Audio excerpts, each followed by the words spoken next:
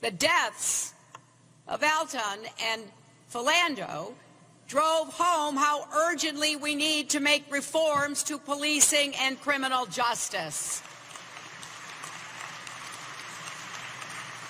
How we cannot rest until we root out implicit bias and stop the killings of African Americans.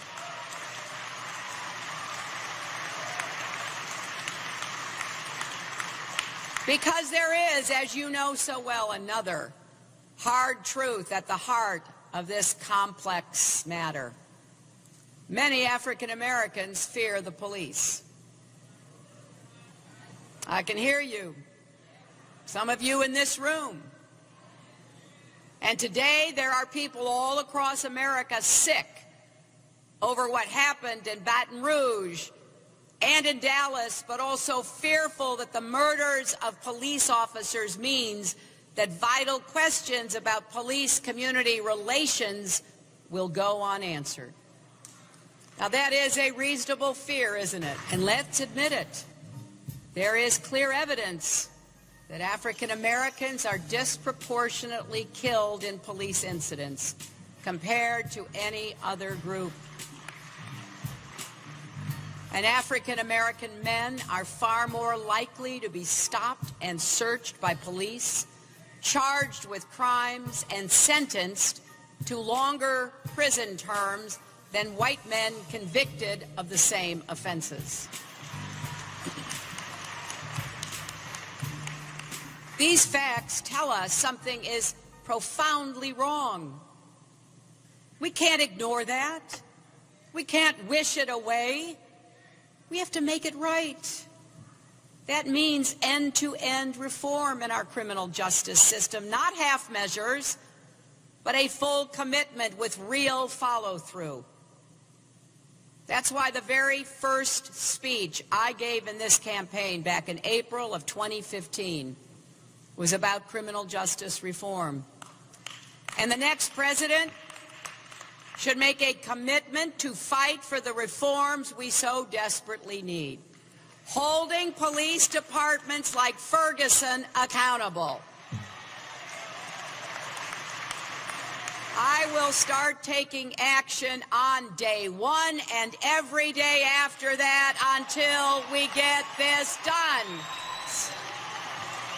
That's why we also need to fix the crisis of mass incarceration, eliminate the disparity in sentencing between crack and powder cocaine, dismantle the school-to-prison pipeline that starts in school and diverts too many African-American kids out of school and into the criminal justice system instead of giving them the education they deserve to have. You know, America is well known, and we want to be a land of second chances. But so many Americans never had a first chance to begin with. My plan would make significant investments in reentry programs for those formerly incarcerated. And I will ban the box in the federal government.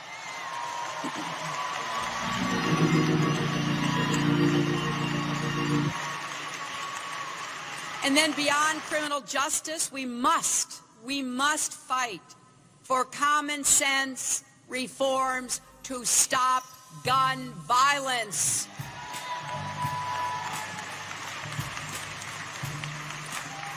This is by far, gun violence, by far the leading cause of death for young African American men, outstripping the next 9 causes of death combined. The wrong people keep getting their hands on guns. The wrong people keep getting their hands on guns. The wrong people keep getting their hands on guns. And not just any guns, military weapons.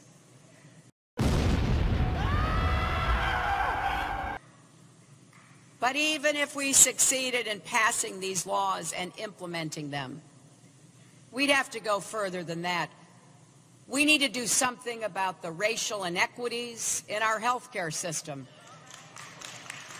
Right now, black kids are 500% more likely to die from asthma than white kids. 500%.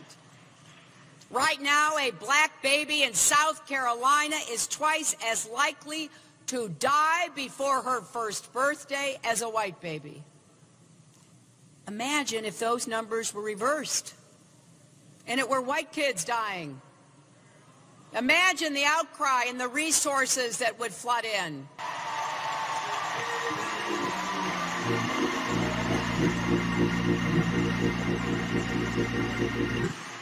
I want to unleash all of that energy and all of that talent. We need to view these issues also as part of the struggle for civil rights. I know none of this will surprise those of you who know me. I do have a lot of plans. You can go to my website, HillaryClinton.com, and read our full agenda. Because you see, I have this old-fashioned idea. If you're running for president, you should say exactly what you want to do and how you will get it done.